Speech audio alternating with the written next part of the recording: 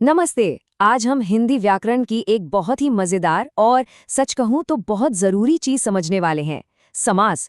अरे ये शब्दों को जोड़कर कुछ नया बनाने की एक कमाल की कला है। कभी सोचा है कि भाई एक ही शब्द में पूरी कहानी कैसे कह दी जाती है?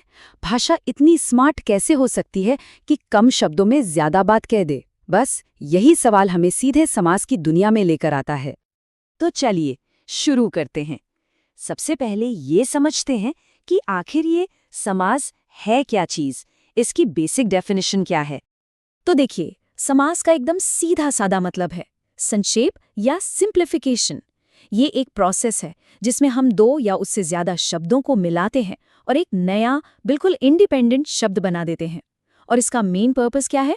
भाषा को छोटा और ज्यादा इम्पैक्टफुल बनाना। ठीक है, ये तो हुई परिभाषा, पर ये बनता कैसे है?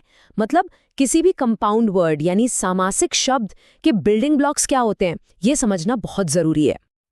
तो इसकी बनावट पर ध्यान दीजिए। हर सामासिक शब्द के आप कह सकते हैं दो मेन पार्ट्स होते हैं।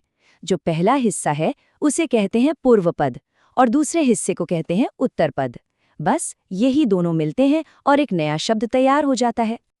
चलिए इसको एक क्लासिक एग्जाम्पल से समझते हैं। शब्द है राजपुत्र। अब जब हम इसका विग्रह करते हैं, मतलब इसको एक्सपैंड करते हैं, तो क्या बनता है? राजा का पुत्र। तो यहाँ राजा हुआ हमारा पूर्व पद और पुत्र हो गया उत्तर पद। है ना, बिल्कुल सिंपल। अब समास को अलग अलग कैटेगरीज में कैसे बांटते हैं? इसका सबसे मेन बेसिस है प्रधानता। प्रधानता का मतलब डोमिनेंस, यानी शब्द के कौन से हिस्से का मीनिंग ज्यादा इंपॉर्टेंट है। और इसी प्रधानता के आधार पर समास के 4 मेन टाइप्स हैं। पहला अव्ययी भाव, जिसमें पहला पद डोमिनेंट है। दूसरा तत्पुरुष, जिसमें दूसरा पद ज्यादा इंपॉर्टेंट है। तीसरा है द्वंद्व, जहां भाई दोनों पद बराबर हैं। और चौथा बहुव्रीहि, जिसमें दोनों मिलकर किसी तीसरे ही मीनिंग की तरफ इशारा करते हैं। तो चलिए सबसे पहले अव्ययी भाव समास को देखते हैं। इसको पहचानना बहुत आसान है। इसका पहला पद यानी पूर्व पद मेन होता है और वो अक्सर एक अव्यय होता है। अव्यय मतलब ऐसा शब्द जिसमें कोई चेंज नहीं आता। पूरा का पूरा कॉम्पाउंड वर्ड एक एडवर्ब की तरह काम करता है। और हाँ, ये अक्सर यथा, प्रति, आ जैसे प्रीफिक्सेस से शुरू होते हैं। चलिए अब आगे बढ़ते हैं दूसरे टाइप पर, जो है तत्पुरुष समास। ये बहुत ही कॉमन है और इसके अंदर भी कई फॉर्म्स होते हैं। तत्पुरुष समास की सबसे बड़ी पहचान ये है कि इसमें दूसरा पद यानी उत्तर पद डोमिनेंट होता है।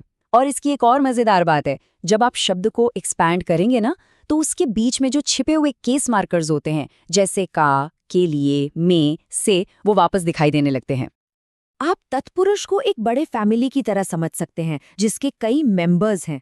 और इसके जो सब टाइप्स हैं ना, उनके नाम उन्हीं केस मार्कर्स पर रखे गए हैं जो शब्द बनाते समय गायब हो जाते हैं। कुछ एग्जाम्पल्स देखते हैं तो बात और क्लियर हो जाएगी। जैसे गगनचुंबी, इसका मतलब है गगन को चूमने वाला, यहाँ को गायब था। फिर है रसोई घर, यानी रसोई के लिए घर, यहाँ के लिए को हटा दिया गया था। और एक और देखिए, ग्रामवास, मतलब ग्राम में वास, इसमें से में हटा दिया गया था। ठीक है, अब आते हैं आखिरी 2 मेन टाइप्स पर, और इन दोनों की अपनी अपनी बहुत ही इंटरेस्टिंग खासियतें हैं। तो पहले बात करते हैं द्वंद्व समास की। देखिए, द्वंद्व शब्द का मतलब ही होता है एक पैर या कॉन्फ्लिक्ट। इस समास में दोनों ही पद, मतलब पूर्व पद और उत्तर पद, इक्वली इंपॉर्टेंट होते हैं। जब हम इन्हें अलग करते हैं तो बीच में और या जैसे शब्द आ जाते हैं।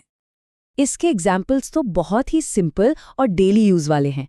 जैसे भाई बहन, इसका मतलब क्या हुआ? भाई और बहन।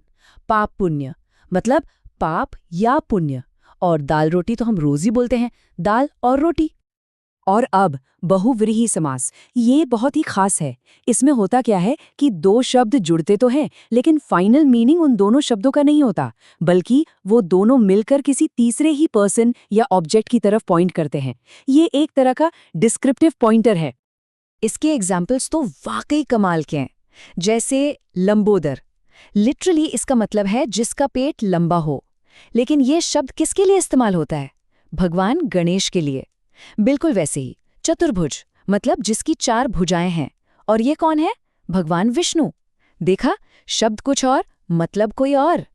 चलिए, अब कुछ कॉमन कंफ्यूजन पॉइंट्स पर फोकस करते हैं। मतलब वो जगह जहां अक्सर लोग कंफ्यूज हो जाते हैं। ये समझ लिया तो समास का कॉन्सेप्ट एकदम क्रिस्टल क्लियर हो जाएगा। सबसे ज्यादा कंफ्यूजन होता है कर्मधारय और बहुव्रीहि में। तो देखिए, कर्मधारय में एक शब्द दूसरे की विशेषता बताता है। मतलब एक एडजेक्टिव होता है और दूसरा नाउन। जैसे नील गगन, यानी नीला है जो गगन। यहाँ नीला शब्द गगन को डिस्क्राइब कर रहा है। सिंपल। पर बहुव्रीहि में, जैसा हमने अभी देखा, दोनों शब्द मिलकर किसी तीसरे को डिस्क्राइब करते हैं। जैसे चक्रधर, मतलब चक्र को धारण करने वाला, जो कि भगवान कृष्ण है। ऐसा ही एक और ट्रिकी पेयर है द्विगु और बहुव्रीहि। द्विगु समास की पहचान क्या है कि इसका पहला शब्द एक नंबर होता है और पूरा शब्द एक ग्रुप को दिखाता है। अब दशानन शब्द को लेते हैं। अगर इसका मतलब है 10 मुंहों का ग्रुप, तो ये हुआ द्विगु समास। लेकिन अगर इसका मतलब है वो जिसके 10 मुंह हैं, यानी रावण, तो ये बन जाता है बहुव्रीहि। देखा, सारा खेल कॉन्टेक्स्ट का है। तो आखिर में हम ये कह सकते हैं कि समास सिर्फ ग्रामर का कोई बोरिंग रूल नहीं है। ये तो लैंग्वेज के अंदर एक बहुत ही क्रिएटिव और पावरफुल टूल है। ये तो व्याकरण की पोएट्री है। और जाते जाते एक सवाल छोड़ जाते हैं। भाषा में ये जो कंसाइसनेस है, ये जो संक्षेप में बात कहने की कला है, क्या ये सिर्फ कन्वीनियंस है या इसमें एक अलग ही खूबसूरती भी है? सोचिएगा जरूर।